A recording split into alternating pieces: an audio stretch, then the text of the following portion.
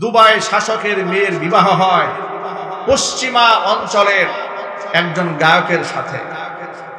শুধু কি তাই, কাতারে ডোনাল্ড ট্রাম্পকে দাওয়াত দিয়ে $400 বিলিয়ন বিমান উপহার দেওয়া হয় ট্রাম্পকে খুশি করার জন্য।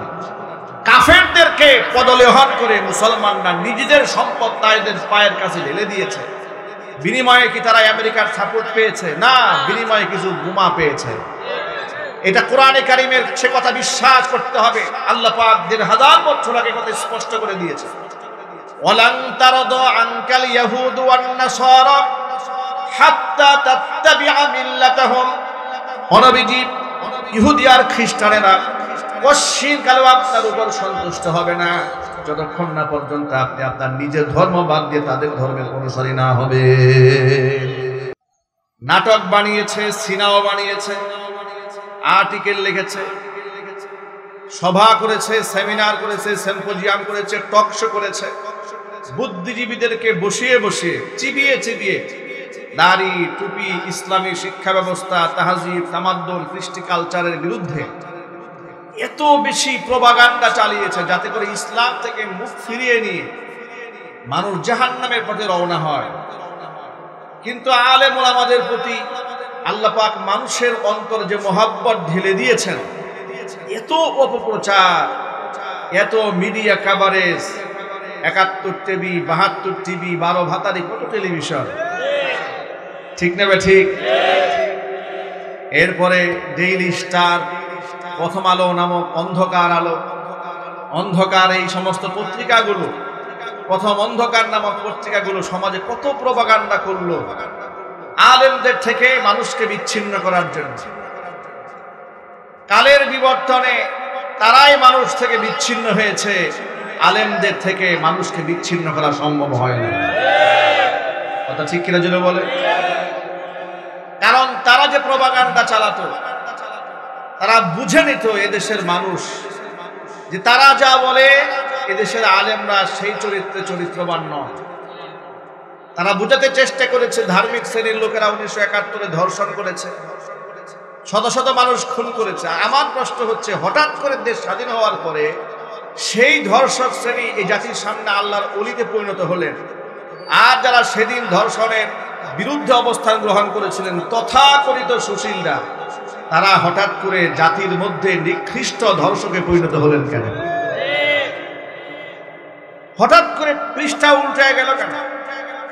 এর মানে হচ্ছে গোটা জাতিকে সবসময় ভুল মেসেজ দিয়ে মানুষকে ইসলাম থেকে দূরে সরাবার চেষ্টা চালানো হয়েছে।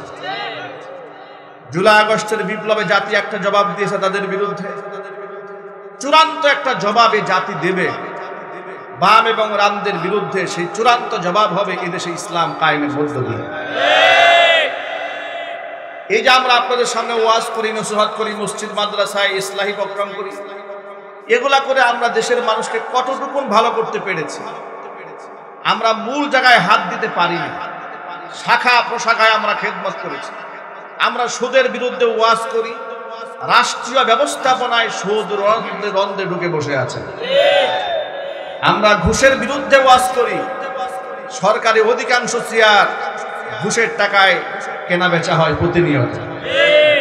এ কথা সত্য না অসত্য? আমরা চুরের বিরুদ্ধে ওয়াজ করি, বড় বড় শিক্ষিত লোকেরা বড় বড় চোর, লক্ষ লক্ষ কোটি টাকা চুরি করে বিদেশ পাচার করে দিয়েছে। আমরা ধর্ষণের বিরুদ্ধে কথা বলি, মানববন্ধন করি, কিন্তু প্রকৃত ধর্ষকের শাস্তি না হওয়াতে ধর্ষকের সংখ্যা দিন দিন কমেছে না বেড়েছে? চোরের সংখ্যা কমেছে না বেড়েছে? ডাকাতের সংখ্যা কমেছে না বেড়েছে? প্রকাশ্য দিবালোকে পাথর দিয়ে মানুষ হত্যা করার দৃশ্যতা মানুষ পায় কি করে? কথা ঠিক কিনা জোরে বলে? প্রকাশ্য দিবালোকে ইট দিয়ে মাথা থেতলে দেওয়ার সাহস মানুষ পায় কি করে? পাম্পের মধ্যে সহকর্মীকে ঘুমন্ত অবস্থায় হাতুড়ি দিয়ে পিটিয়ে মানুষ হত্যা করার সাহস পায় কি করে? এর কারণ হচ্ছে এই, আমরা ভাষা ভাষায় ইসলামটাকে গ্রহণ করেছি, ইসলামের মৌলিকত্বকে আমরা ধারণ করতে পারি না। যদি ইসলামটাকে মৌলিকভাবে আমরা ধারণ করতে পারতাম, আমাদের পীর সাহেব বলেছেন যে এই দেশটা সোনার দেশ আমরা দাবি করি, কিন্তু সোনা ফলে না। কিন্তু সোনার চাইতেও দামি আল্লাহর ওলিরা এদেশের মাটিতে শুয়ে আছেন। আল্লাহর ওলিরা শুয়ে আছেন, কিন্তু তাদের আদর্শ আমরা গ্রহণ করতে পারিনি। চোরেরা রাজত্ব করে বেড়াচ্ছে। আগামীর বাংলাদেশ চোর এবং বাটপারদের রাজত্ব হবে না, ইনসাফ কায়েম করার জন্য ইসলামপন্থীদের রাজত্ব কায়েম হবে ইনশাআল্লাহ।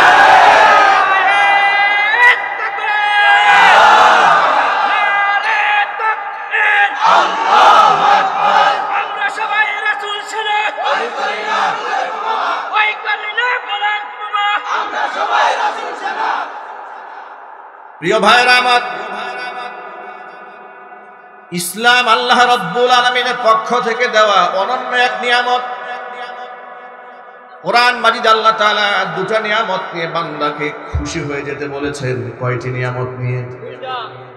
কোরআনের আয়াত প্রমাণ করছে। আল্লাহর নবী সাল্লাল্লাহু আলাইহি ওয়াসাল্লামকে আল্লাহ পাক বলছেন, ও নবীজি, কুল বিফাদলিল্লাহি ওয়া বিরাহমাতিহি ফাবিযালিকা ফালইফরাহু হুয়া খায়রুম মিম্মা ইয়াজমাউন।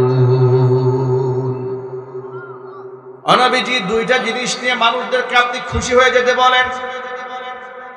এক হচ্ছেন বিফাদলিল্লাহি ওয়া বিরাহমাতিহি, আমি আল্লাহ পাকের করুণা এবং রহমত। শাব্দিক অর্থ মুফাসসিরিনে কেরাম লিখেছেন, ফাদলুন মানে হচ্ছে কোরআন, আরেকটা বর্ণনার মধ্যে সে ফাদলুন মানে হচ্ছে ইসলাম, ওয়া বিরাহমাতিহি মানে তার নবী মুহাম্মদ সাল্লাল্লাহু আলাইহি ওয়াসাল্লাম। অর্থাৎ মানুষ যেন আল্লাহর দেওয়া জীবন ব্যবস্থা ইসলাম নিয়ে এবং আল্লাহর দেওয়া এই উম্মতে মুহাম্মাদের জন্য শ্রেষ্ঠতম উপহার বিশ্বনবী মুহাম্মদ রাসূলুল্লাহ সাল্লাল্লাহু আলাইহি ওয়াসাল্লামকে নিয়ে মানুষ যেন খুশি হয়ে যায়। ওয়া খায়রুম মিম্মা ইয়াজমাউন, পৃথিবীতে মানুষ যত সম্পদ জমা করে সকল সম্পদের চাইতে দামি সম্পদের নাম ইসলাম এবং মুহাম্মদ সাল্লাল্লাহু আলাইহি ওয়াসাল্লাম। ইসলামের চেয়ে দামি সম্পদ আর নাই। আল্লাহু আকবার বলেন। ইসলামটাকে যদি আমরা ব্যক্তি জীবনে, পারিবারিক জীবনে, সামাজিক অঙ্গনে ইসলামটাকে যদি আঁকড়ে ধরে রাখতে পারতাম, পৃথিবীর কোনো জালেম আমাদের চোখে চোখ রেখে কথা বলতে সাহস পেত না। আজকে ইসরায়েলে মুসলমানদেরকে ইসরায়েলি পশু সৈন্যরা ফিলিস্তিনের মাটিতে গণহত্যা চালায়। মুসলমানরা শুধুমাত্র পত্র পত্রিকায় বিবৃতি দেয়, কিন্তু আসল কোনো অ্যাকশনে যেতে পারে না। সৌদি আরব শুধু দুঃখ প্রকাশ করে, কাতার শুধু দুঃখ প্রকাশ করে, তুরস্ক শুধু দুঃখ প্রকাশ করে, কিন্তু তাদের পাশে দাঁড়ানো তাদের দ্বারা সম্ভব হয় না। তার কারণ তারা দুনিয়া গ্রহণ করেছে, ইসলামটাকেই তারা ছেড়ে দিয়েছে। একটা মূলনীতি মনে রাখবেন, ইহুদি আর খ্রিস্টান, এই পৃথিবীর মধ্যে ইহুদি আর খ্রিস্টানেরা কোনদিন মুসলমানদের উপর সন্তুষ্ট হবে না। আপনি এদেরকে যত বেশি হাদিয়া দেন না কেন, যত এদেরকে প্রভু মানেন না কেন, যত এদের আনুগত্য স্বীকার করেন না কেন, আপনার যদি ততক্ষণ সন্তুষ্ট হবে না যতক্ষণ আপনি আপনার ধর্ম বাদ দিয়ে ওদের ধর্মের অনুসারী না হন। তার সবচেয়ে বড় প্রমাণ লক্ষ্য করেন, কয়েকদিন আগে ইসরায়েল কাতারে হামলা করেছে। কথা ঠিক কিনা জুড়ে বলেন। অথচ ইসরায়েলের নেতানিয়াহু আমার মনে হয় যে টয়লেটেও যায় না ডোনাল্ড ট্রাম্পের অনুমতি ছাড়া। কথা ঠিক নেই বা ঠিক জুড়ে বলেন। আমেরিকার পারমিশন ছাড়া মনে হয় বাথরুমও যায়। তাহলে সে কাতারে হামলা করলো ট্রাম্পের পারমিশন ছাড়া হামলা করেছে? না, হামলা করেনি। কিন্তু আমি মন্তব্যে বলেছিলাম যে কাতারের উপর শুধু হামলা কেন? কাতার, সৌদি আরব, লেবানন, তুরস্ক, মধ্যপ্রাচ্যের সবগুলো দেশে ইসরায়েলের হামলা করা উচিত। কারণ সবগুলা দেশের শাসকরা মুনাফিকের ভূমিকা উত্তীর্ণ হয়েছে। ফিলিস্তিনের মানুষ যখন কান্দে, ফিলিস্তিনের মুসলমানেরা, শিশুরা, নারীরা যখন নির্যাতিত হয়, নিগৃহীত হয়, নিষ্পেষিত হয়, ক্ষুধার্তভাবে জীবন্ত কঙ্কাল হয়ে বেঁচে রয়, জীবন্ত মমি হয়ে বেঁচে আছে তারা আজকে, ঠিক ওই মুহূর্তে দুবাই শাসকের মেয়ের বিবাহ হয় পশ্চিমা অঞ্চলের একজন গায়কের সাথে। শুধু কি তাই, কাতারে ডোনাল্ড ট্রাম্পকে দাওয়াত দিয়ে $400 বিলিয়ন বিমান উপহার দেওয়া হয় ট্রাম্পকে খুশি করার জন্য। কাফেরদেরকে পদলেহন করে মুসলমানরা নিজেদের সম্পদ তাদের পায়ের কাছে ঢেলে দিয়েছে। বিনিময়ে কি তারা আমেরিকার সাপোর্ট পেয়েছে? না, বিনিময়ে কিছু বোমা পেয়েছে। এটা কোরআনে কারিমের সে কথা বিশ্বাস করতে হবে। আল্লাহ পাক 1000 বছর আগে কথা স্পষ্ট করে দিয়েছে, ওয়ালান তারাদা আনকাল ইয়াহুদু ওয়ান নাসারা হাত্তা তাত্তাবিআ মিল্লাতাহুম। নবীজি, ইহুদি আর খ্রিস্টানেরা কশিনকালেও আপনার উপর সন্তুষ্ট হবে না যতক্ষণ না পর্যন্ত আপনি আপনার নিজের ধর্ম বাদ দিয়ে তাদের ধর্মের অনুসারী না হবে। এই কথাটা কার? একটু জোরে আওয়াজে বলেন। তাহলে আপনি ইহুদি আর খ্রিস্টানদের খুশি করতে পারবেন না নিজের ধর্ম বাদ দেওয়ার আগ পর্যন্ত। এখন আমি আপনাদেরকে জিজ্ঞেস করতে চাই, আমরা কি ইহুদি খ্রিস্টানদেরকে খুশি করতে চাই না আল্লাহকে খুশি করতে চাই? আরো জোরে বলুন, কাকে? আপনি হয়তো মনে মনে ভাববেন, কাতারে আমেরিকার ঘাঁটি আছে, সৌদি আরবে ঘাঁটি আছে, এমন কি উপমহাদেশের সবচেয়ে বড় ঘাঁটি কাতারে আমেরিকার রয়েছে, সুতরাং তাদের কথা তো একটু মানতেই হয়। আমার প্রশ্ন হচ্ছে, আমেরিকা খ্রিস্টান আর ইহুদিদেরকে আপনার কলিজার মধ্যে জায়গা দিয়েছেন, এই পাপের প্রায়শ্চিত্ত তো আপনাকে ভোগ করতেই হবে। শুধুমাত্র ইসলামটাকে যদি এদেশের পৃথিবীর মুসলমানরা ধারণ করতে পারত, তাহলে জিল্লতির মালা এই পৃথিবীর মুসলিম উম্মাকে গ্রহণ করতে হতো না। আজকে গোটা পৃথিবীর সব জায়গায় মুসলমানরা লাঞ্ছিত। পৃথিবীর দ্বিতীয় বৃহত্তম মুসলিম দেশ বাংলাদেশে মুসলিম আলেম ওলামারা যে পরিমাণ নিগৃহীত নিষ্পেষিত হয়েছে, যে পরিমাণ রক্ত মুসলিম উম্মার ঝরেছে মুসলমানদের দেশে, ইহুদি খ্রিস্টানদের দেশে মুসলমানদের এত রক্ত ঝরে। বাংলাদেশে মুসলমানদের রক্ত ঝরে, ভারতে মুসলমানদের রক্ত ঝরে, মিয়ানমারে মুসলমানদের রক্ত ঝরে, চায়নার উইঘুরে মুসলমানদের রক্ত ঝরে, ফিলিস্তিনের মাটিতে মুসলমানদের রক্ত ঝরে, সিরিয়াতে মুসলমানদের রক্ত ঝরে, ইয়ামানে মুসলমানদের রক্ত ঝরে। গোটা দুনিয়ার মধ্যে শুধু মুসলমানদের রক্ত ঝরার কারণটা কি? অথচ ইসলাম তো পৃথিবীতে রাজত্ব করার জন্য এসেছে, ইসলাম দাসত্বের জন্য আসে নাই। কোরআন বলেছে, হুয়াল্লাযী আরসালা রাসূলাহু বিল হুদা ওয়াদ দীনিল হাক্কি লিইয়ুযহিরাহু আলাদ দীনি কুল্লিহি। তার রাসূলকে আল্লাহ পাঠিয়েছেন সত্য দিন দিয়ে, গোটা দুনিয়ার সমস্ত বাতিল দিনের উপরে ইসলামটাকে বিজয়ী করার জন্য আল্লাহ পাক পাঠিয়েছিলেন। সাহাবায়ে কেরামের জামানায় ইসলাম বিজয়ী ছিল, ঠিক কিনা জোরে বলেন? নবীজি সাল্লাল্লাহু আলাইহি ওয়াসাল্লামের জামানায় ইসলাম বিজয় লাভ করেছে। এখন কি হলো? তখন তো মুসলমানদের সংখ্যা ছিল কম। বর্তমান পৃথিবীতে প্রায় 250 কোটি মুসলমানদের এত সংখ্যা থাকার পরে মুসলমানদের গালাবা নাই, মুসলমানদের বিজয় নাই, মুসলমানদের শুধু পরাজয় এবং গ্লানি বহন করতে হয়। তার কারণটা কি? তার কারণ একটা, উমরে ফারুক রাদিয়াল্লাহু তাআলা আনহুর একটা ঘটনা সামনে আসলে খুব সহজে বুঝতে পারবেন। এই জন্য দেখুন, বিচার ব্যবস্থার মধ্যে দুর্নীতি থাকার কারণে অসংখ্য নিরাপরাধ লোকেরা এখনো পর্যন্ত জেলখানার মধ্যে আছে। নাই? একটু যদি বলেন না। আমাদের বাংলাদেশের অবস্থা দেখেন, এই আইন ব্রিটিশরা কি আইন বানিয়ে দিয়েছে, সন্দেহভাজন ধরে নিয়ে যাচ্ছে, মামলা দিয়ে দিচ্ছে, সাজিয়ে গুজিয়ে খুব সুন্দর করে মামলা দিয়ে দিচ্ছে। কত প্রকার সংস্কার প্রয়োজন। 2018 সালে স্বৈরাচারের আমলে মাহফিল মঞ্চ থেকে আমাকে উঠায় নিয়ে গেল, পুলিশকে জিজ্ঞেস করলাম নিয়ে যাচ্ছেন কোথায়, বলে থানায়। আমার অপরাধ? কিচ্ছু বলতে পারবে না, সব উপরের নির্দেশ। সকালবেলা কোর্টে হাজির করেছে, কোর্টে হাজির করার পরে মামলার নথিপত্র তালাশ করে দেখি তারা লিখেছে গুপ্ত বৈঠক থেকে আমাদেরকে ধরেছে, আমার কাছে আমার পকেটে ককটেল বোমা পাওয়া গেছে। অনেকগুলো লোক ছিল, সব দৌড়ে পালাই গেছে। আমরা 5-7 জন দৌড়ে পালাইতে পারি নাই, ওরা আমাদেরকে ধরে নিয়ে গেছে। আবার আদালতে এই 16টা ককটেল বালতির মধ্যে ভরে রিকভারি দেখাইছে, যেগুলো আমাদের কাছে ছিল। মানুষটা শয়তান, চিল্লায় বলেন। এগুলা সব মরে গেছে, মরে গেছে না। ওদের পরিচালকরা কিছুদিনের জন্য এখান থেকে বিতাড়িত হয়েছে। কিন্তু যাদের মাধ্যমে এগুলা সাজানো হতো ওরা কিন্তু এখনো ঘাপটি মেরে বসে আছে, সুযোগ পেলে আবার সবল দেবে। ঠিক কিনা চিল্লায় বলেন? এই যে দুদিন আগে দেখেছেন না আপনারা, পত্র পত্রিকায় পেয়েছেন, মাওলানা মামুনুর রশিদ নামক এক আলেম জুলাই যোদ্ধা গুম হয়ে গিয়েছে। জুলাই আগস্টের বিপ্লবের পরে এই দেশে মানুষ আবার গুম হওয়া শুরু হয়েছে। গুমের নাটক তো আমরা অনেক দেখেছি বাংলাদেশে স্বৈরাচারী আমলে, ঠিক কিনা জুড়ে বলেন? গুমের নাটক দেখেছি, জঙ্গি নাটক দেখেছি। ভালো ভালো মানুষদেরকে ধরে এনে এক বাড়িতে আটকায় রাখতো, আটকায় রেখে মিডিয়া কাভারেজ দিতে, সংবাদ দিত। এরপরে চতুর্দিক থেকে প্রশাসন, র্যাব, বিজিবি সব দাঁড় করায় দিয়ে বলতো এখানে জঙ্গি ধরা পড়ছে। এই নাটক করে করে কত নিরীহ মানুষকে তারা হত্যা করেছে। আমি আপনাদেরকে বলতে চাই, এই সমস্ত নষ্টামি, ভণ্ডামি, রাষ্ট্রদ্রোহিতা, মানবতা বিরোধী অপরাধ যদি বন্ধ করতে চান তাহলে সংসদ ভবনে আল্লাহর কোরআনকে পৌঁছাই দিতে হবে। বিকল্প কোনো রাস্তা নাই। কোরআন আছে যেখানে, আমরা আছি সেখানে। বলেন ইনশাআল্লাহ। একটু জোরে বলতে হবে ইনশাআল্লাহ। কোরআন আছে যেখানে আমরা আছি, কোরআন নাই যেখানে আমরা নাই।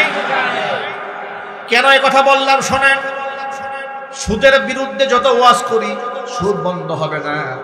রাষ্ট্র ব্যবস্থায় সুদ আছে, ইসলাম কায়েম হয়ে গেলে সুদ বন্ধ হয়ে যাবে, যাকাত ভিত্তিক অর্থ ব্যবস্থা চালু হয়ে যাবে। এই দেশের ধনীদের যাকাতের টাকা যদি রাষ্ট্র সংরক্ষণ করে আর এদের যদি ইনসাফের সাথে বন্টন করে দেওয়া যায়, সর্বোচ্চ 2 থেকে 3 বছর বন্টন করলে গোটা বাংলাদেশে যাকাত নেওয়ার মতো দরিদ্র মানুষ আর খুঁজে পাওয়া যাবে না। যাকাত ব্যবস্থা চালু হবে, সুদ ব্যবস্থা ধ্বংস হয়ে যাবে। আজকে যে ধনী সে ধনী হয়ে যাচ্ছে, গরিব গরিব হয়ে যাচ্ছে, ফকির মিসকিন মিসকিন থেকে যাচ্ছে। এই বৈষম্য বন্ধ করতে হবে না ভাই। দেখুন, ইসলামে কোনো স্বজনপ্রীতি হয় না, পার্সিয়ালিটি হয় না। ইসলামের বিচারটা দেখেন। আমাদের দেশের বিচার ব্যবস্থা হচ্ছে আমাকে ধরে নিয়ে যাবে, 6 মাস আগে আটকায় রাখবে, এরপর আমাকে আদালতে জিজ্ঞেস করা হবে, হুজুর আপনার কোনো অপরাধ আছে নাকি? ওই যে রফিকুল ইসলাম মাদানিকে অ্যারেস্ট করা হয়েছে, 11 মাস জেলখানায় আটকায় রাখার পরে আদালত তোলা হয়েছে। বিচারক তাকে জিজ্ঞেস করে, আচ্ছা হুজুর এবার আপনি বলেন আপনার কোনো দোষ আছে? 11 মাস জেল খাটা শেষ, ফ্রি। এখন জিজ্ঞেস করে আপনার কোনো দোষ আছে কি? নাউজুবিল্লাহ বলেন। আমার উস্তাদ মুফতি জসিমউদ্দিন রহমানী হাফিজাহুল্লাহ 11 বছর জেল খাটেন। কত বছর? আরো জোরে বলেন। 11 বছর। তাকে বানানো হয়েছে আনসারুল্লাহ বাংলা টিমের প্রধান। কোথা থেকে নাম আবিষ্কার হলো তিনি নিজেও জানেন না। তাকে একটা টিমের প্রধান বানিয়ে 11 বছর জেল খাটিয়েছে।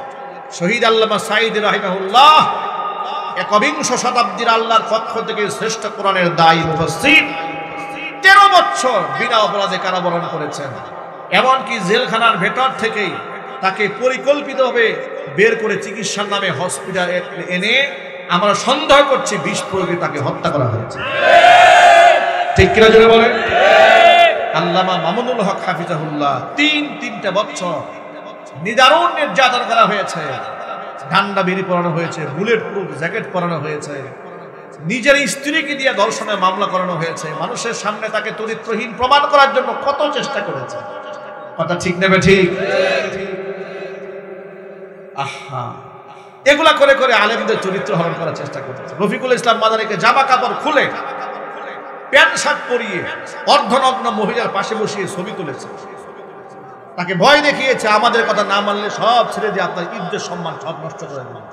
পত্রিকার মধ্যে তারা লিখে দিয়েছে তিনি পর্নোগ্রাফিতে আসক্ত ছিলেন, যাতে করে মানুষ আলেমদের থেকে মুখ ফিরে নেয়। এইভাবে একটা একটা করে দেশের সম্মানিত আলেমদেরকে মানুষের সামনে বেইজ্জত করার জন্য পরিকল্পনা তারা হাতে নিয়েছিল। কথা ঠিক নেবে? ঠিক। ওরা আলেমদেরকে বেইজ্জত করতে চেয়েছে। আল্লাহ রাব্বুল আলামিন ওদের গোষ্ঠী সহ ল্যাংটা করে ভারতের কাফেরদের কোলে উঠিয়ে দিয়েছে। আলেমদের সাথে খেলতে আসবেন না, আলেমদের সাথে বিয়াদবি করবেন না, কোরআনের পাখিদের সাথে বিয়াদবি করবেন না, নাফরমানি করবেন না। এখনো সময় আছে। যারা আলেমদেরকে বাঁকা চোখে দেখেন আল্লাহর কাছে তওবা করেন। আলেমদেরকে যে মোহাব্বত করে তার আল্লাহ পাক তার সম্মান বাড়ায় দেন। ঠিক কিনা জোরে বলেন? আলেমদেরকে মোহাব্বত করেন, আলেমদেরকে সম্মান করেন।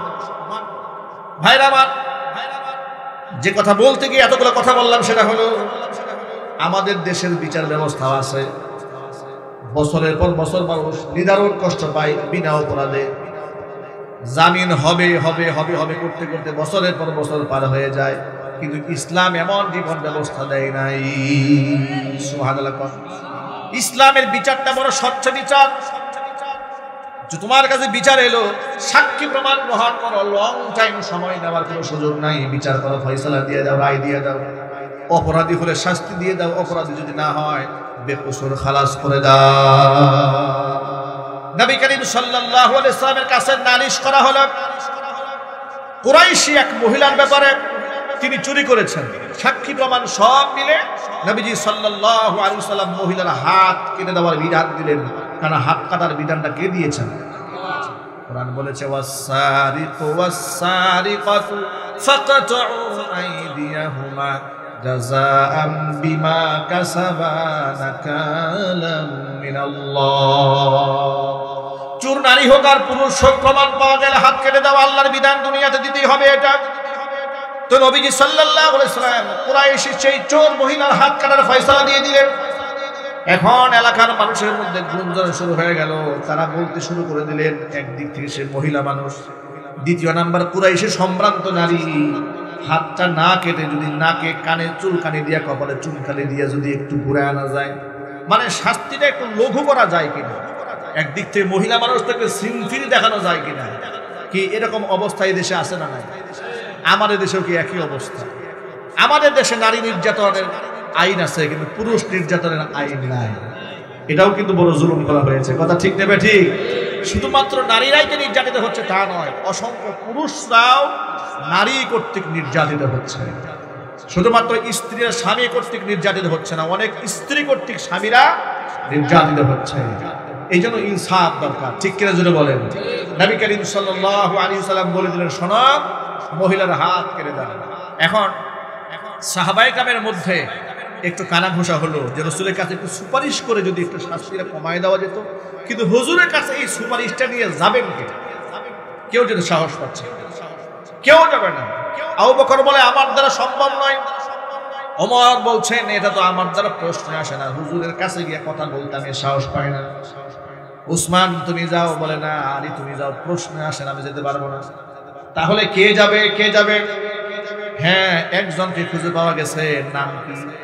তার নাম হচ্ছে নবী করিম সাল্লাল্লাহু আলাইহি ওয়াসাল্লামের নিজের কলিজার টুকরা, নিজের পালক ছেলে যায়েদ বিন হারিসা রাদিয়াল্লাহু তাআলা আনহু। ছোট্ট একটা ছেলে আছে, তার নাম হচ্ছে উসামা ইবনে যায়েদ রাদিয়াল্লাহু তাআলা আনহুমাকে নবীজি সাল্লাল্লাহু আলাইহি ওয়াসাল্লাম এত ভালোবাসতেন, তার উপাধি হয়েছিল হিব্বু রাসূলিল্লাহি সাল্লাল্লাহু আলাইহি ওয়াসাল্লাম, মানে নবীজির ভালোবাসার পাত্র। জোরে বলেন আল্লাহু আকবার। সব সাহাবীরা হুজুরের দুর্বল জায়গাটা বুঝে ফেলেছেন যে এইরকম একটা মাসুম উসামা ইবনে যায়েদ, রাসূলের কলিজার টুকরা, তিনি যদি একটা সুপারিশ করে বসেন, দাবি করে বসেন, ওই দাবিকে আর রাসূল প্রত্যাখ্যান করতে পারবেন নাকি? নিশ্চয়ই তার দাবি মানবেন। সবাই মিলে উসামা ইবনে যায়েদকে ধরেছে যে তুমি গিয়ে রাসূলের কাছে গিয়ে বলো, মহিলা মানুষ, কুরাইশি বংশী, একটু শাস্তি কমায় দেওয়া হোক। নবীজির কাছে উসামা ইবনে যায়েদ প্রস্তাব নিয়ে গেলেন। আল্লাহর নবী রাগে গুসায় অগ্নি শর্মা হয়ে গেলেন। এত রাগ হলেন আল্লাহর নবী, এত কষ্ট পেলেন। হুজুর তখন উপস্থিত সাহাবীদেরকে বলল, সাহাবীরা, তোমাদের পূর্ববর্তী লোকেরা কিন্তু এই কারণেই ধ্বংস হয়েছে। তারা সমাজের প্রতাপশালী প্রভাবশালী ব্যক্তির জন্য একরকম আইন করতো, আর দুর্বল মানুষের জন্য আরেক রকম আইন করতো। এই জন্য আল্লাহ পাক তাদেরকে ধ্বংস করে দিয়েছেন। তোমরা কান খুলে শুনে রেখো, আজকে এই কুরাইশি মহিলার জায়গায় আমি মুহাম্মদ সাল্লাল্লাহু আলাইহি ওয়াসাল্লামের মেয়ে ফাতেমা যদি চুরি করতো আর ধরা পড়তো, প্রমাণ পাওয়া যেত, আল্লাহর কসম করে বলছি, আমি মুহাম্মদ সাল্লাল্লাহু আলাইহি ওয়াসাল্লাম নিজের হাতে ফাতেমার হাতটা কেটে দিতাম। জোরে বলেন সুবহানাল্লাহ। এটার নাম ইসলাম। এটার নাম কি?